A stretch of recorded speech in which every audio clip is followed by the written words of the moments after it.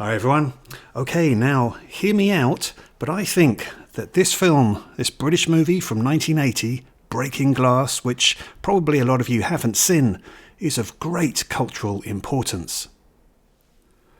Now the plot itself is nothing too spectacular, and it's none too dissimilar from A Star is Born.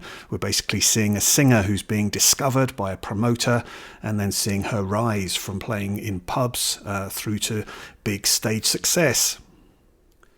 The film reflects the times in the UK, so it was a period where unemployment was at its highest, petrol shortages were in force, there were strike actions, the rise of the National Front, a lot of racism and rioting.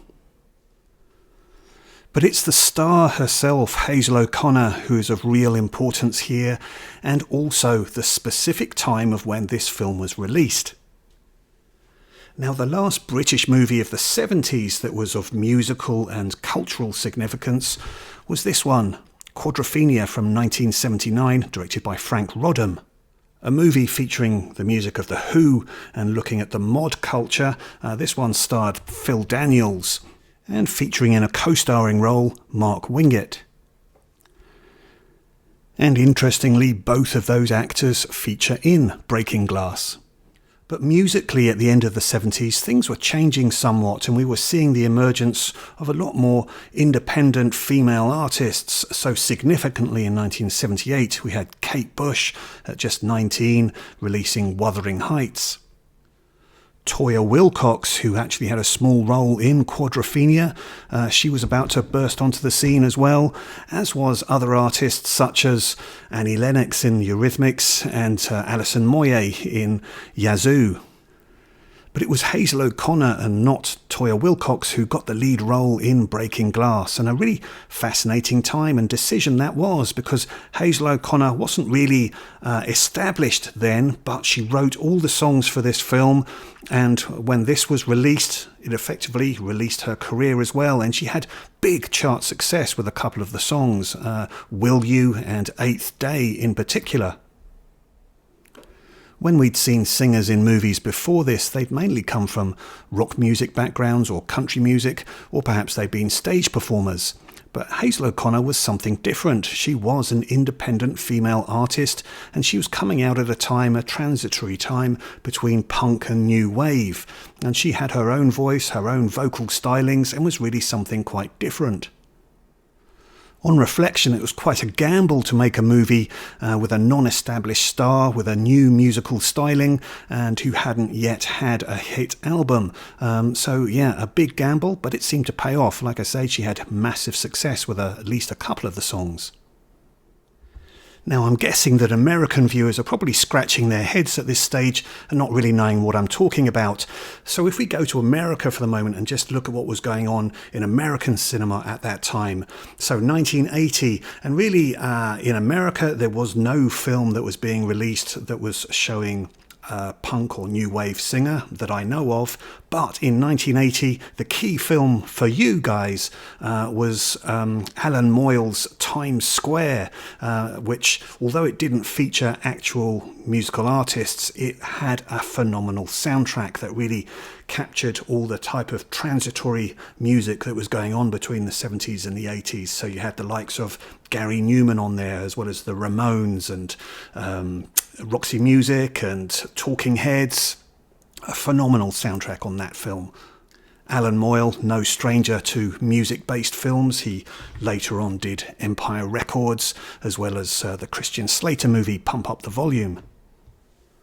But in terms of punk and new wave and how all of this was affecting society and culture, we have to go to 1981 and Penelope Spheeris's Decline of Western Civilization. That was a significant movie. In 1982, we had Susan Seidelman doing Smithereens. 1983, back to Penelope Spheeris for Suburbia, and then 1985, back to Susan Seidelman for giving Madonna her starring role in Desperately Seeking Susan. But then the other key thing to think about is that in 1981, that is when MTV launched, and we had Buggles' Video Killed the Radio Star. And so 1981 onwards really affects how we as audiences and viewers interact with music, because we're now watching it on our TV screens as well as listening to it. So when I think about it in that context, I really do think that Breaking Glass deserves attention and credit for being made at such a key period when things were on the cusp. And then also Hazel O'Connor definitely deserves praise and attention for her significant role in terms of how she's contributing to this changing time. And interestingly, one of the concerns expressed by Hazel O'Connor in this film is about the rise of technology and silicon chips and how technology is going to take us all over. And that's very much expressed in her song, Eighth Day, which she performs at the end of the movie. And she performs it in a costume that has these sort of glow-in-the-dark materials that are made to look her bodysuit look like a silicon chip. And again, it's worth bearing in mind that this film came out in 1980, so that's 2 years before Tron came out in 1982, where again we're similarly seeing the kind of bodysuit that glows and looks like a computer chip. And then also in 1984, of course, we get the rise of the machines in The Terminator. Now, of course, I'm not saying there's any direct link at all between this movie and those films, but it's just, again, interesting to think of the timeline. Now, coming back to the cast and crew on this, the film's directed by Brian Gibson, and he's a director who has other associations with music projects. He did the music video for Styx, Mr. Roboto in 1983, as well as Foreigners, I Want to Know What Love Is. But he also directed the biopic about Tina Turner, What's Love Got to Do With It, starring Angela Bassett.